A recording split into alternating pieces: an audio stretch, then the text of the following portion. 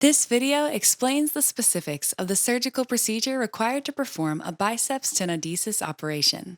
In order to explain the surgical procedure, we're going to use the right shoulder as an example.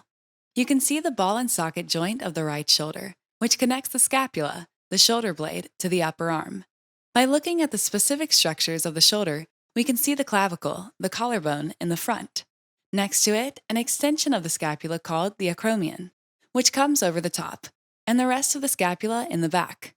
We can see the tendons of the rotator cuff attached around both the front as well as the top, with the biceps tendon in between.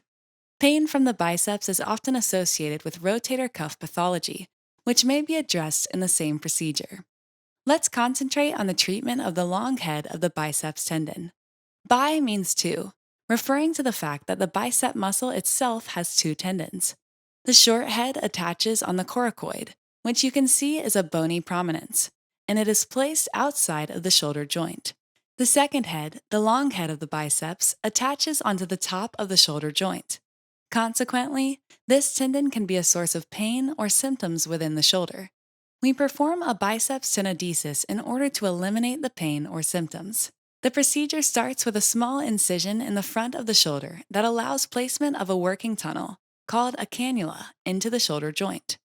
A stitch is passed through this cannula and into the biceps tendon to grab hold of the tendon.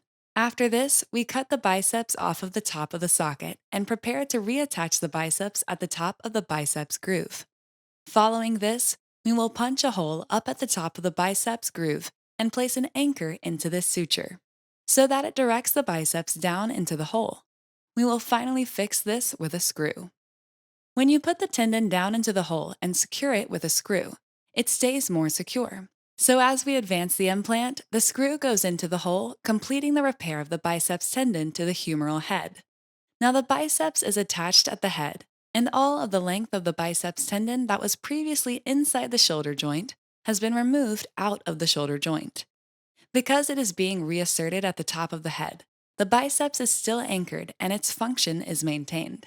It simply pulls from a different position. Once we reattach the tendon, it needs to heal in this position. So there will be restrictions on your use of the biceps muscle following tenodesis procedure.